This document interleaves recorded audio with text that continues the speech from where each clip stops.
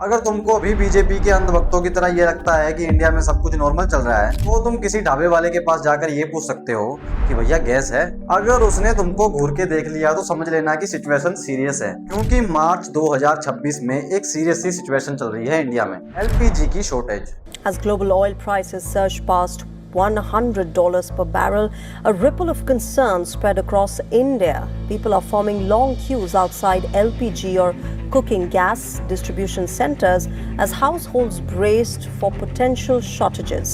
The rising cost of fuel sparked a wave of panic buying in cities from Mumbai to Srinagar. लेकिन tension मत लो, government के according सब कुछ control में है। बस ढाबे और रेस्टोरेंट बंद हो रहे हैं, गैस सिलेंडर मिल नहीं रहा है, उसका प्राइस 3000 से ऊपर चला गया है। बट रिलैक्स, सब कुछ कंट्रोल में है। रिपोर्ट्स के अकॉर्डिंग मुंबई और कई सिटीज में 20% तक रेस्टोरेंट्स को ऑपरेशन बंद या फिर रिड्यूस करने पड़े। मतलब इमेजिन करो, आप स्विगी खोलते हो और उस पर लिखा आता है कि आपको पनीर बटर मसाला नहीं मिल सकता क्योंकि गैस ही अनअवेलेबल है। अब ये कोई इलेक्ट्रिसिटी कट तो है नहीं, ये है कुकिंग की गैस का शॉर्टेज। और जब कुकिंग गैस ही नहीं होगी तो रेस्टोरेंट क्या करेगा? अब ऐसा तो है नहीं कि वो अपने शेफ को बोलेंगे कि भैया अपने लैपटॉप के ऊपर पनीर को फ्राई कर दे। कोई चाय का ठेला लेकर के खड़ा रहता था और चाय बना करके बेचता था, और वहीं पर एक नाली, गंदी नाली जाती थी। अब इसके दिमाग में कोई विचार आया, उसने उस नाली में, स्वाभाविक ये गंदी नाली होती, वहां गैस भी निकलता है तो कभी दुर्गंध आती थी। उसने एक छोटी सी बर्तन को उल्टा करके उसमें छेद करके एक पाइप डाल दी, और जो गटर से गैस निकलता था वो पाइपलाइन से उसके अपने चाय के ठेले में ले लिया, और वो चाय बनाने के लिए उसी गैस का उपयोग करके चाय बनाता था। Simple C technology.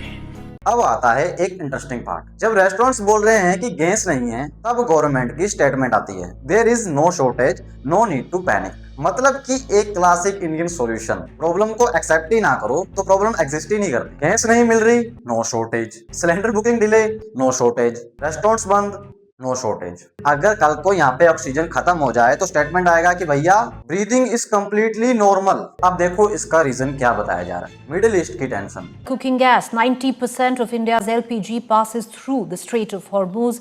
With the ships now stuck in Hormuz, what is India staring at? The Iran war is shaking global energy markets. But for India, the real battle may not be fought on the oil front.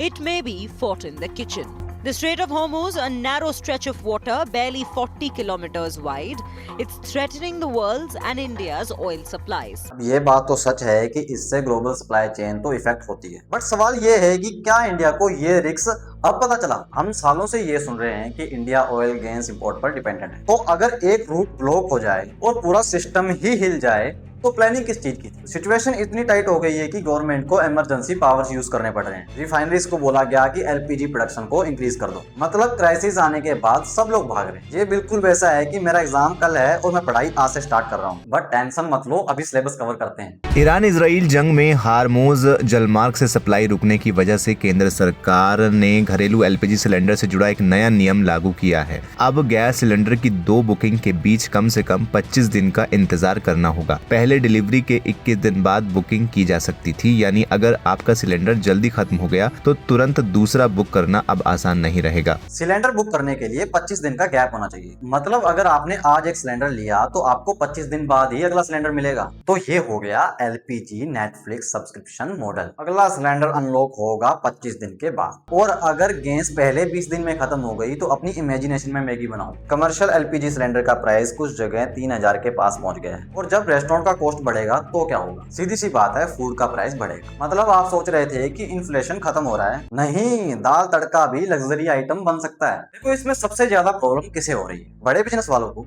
नहीं, problem हो रही है छोटे मोटे hotel और ढाबों को। जो बंदा 20 साल से अपना ढाबा चला रहा है उसके लिए सिलेंडर डिले एक बहुत बड़ा लॉस हो सकता है। देखो गवर्नमेंट ने एक स्टेप लिया है कि हाउस होल्ड एलपीजी सप्लाई को प्रायोरिटी दी जा रही है, बट प्रॉब्लम ये है कि ये जो होटल्स और ढाबे हैं ये भी तो लोगों को खाना खिला रहे हैं और उनके एम्प्लॉयज भी अपना घर चलाते हैं। मतलब प्रॉब्लम एक जगह सॉल्व हो गई और वही प्रॉब्लम दूसरी जगह भी शिफ्ट हो गई। देखो ग्लोबल कॉन्फ्लिक्ट को कंट्रोल करना इजी नहीं, बट प्रॉब्लम ये है कि क्राइसिस के टाइम पर ग्राउंड रियलिटी और ऑफिशियल स्टेटमेंट्स मैच ना कर रही हो। अगर शॉर्टेज नहीं है तो सिलेंडर डिले क्यों हो रहे? अगर प्लानिंग स्ट्रॉन्ग थी तो इमरजेंसी पावर्स क्यों यूज करनी पड़ी? और सबसे जरूरी बात, अगर सब कुछ कंट्रोल में है तो ये रेस्टोरेंट और ढाबे वाले सब इतने फ्रस्ट्रेटेड क्यों हैं? तो भैया लास्ट में मेरा सवाल उन लोगों से है जो इन वॉर्स को देखकर खुश हो रहे थे कि भैया उसको मार दिया, वाह क्या बात है, और कुछ इस टाइप के मीम बना रहे थे कि भैया पूरे साल जंग की तैयारी की और लास्ट में कोई मार के चला गया, ये वो। तो मैं उनसे पूछना चाहता हूँ कि अब तुम्हारा क्या ख्याल है? मैंने अपनी पहले वाली वीडियो में जो कहा था वो तो तुमको याद ही होगा अगर तुमने मुझे सब्सक्राइब कर रखा है, कि अगर किसी दो देशों में वॉर होती है तो उसका इफेक्ट बाकी देशों पर भी पड़ता है, जो कि हमारे देश में अब पड़ने लगा है। तुम इसके बारे में क्या सोचते हो? तुम कमेंट सेक्शन में बता सकते हो।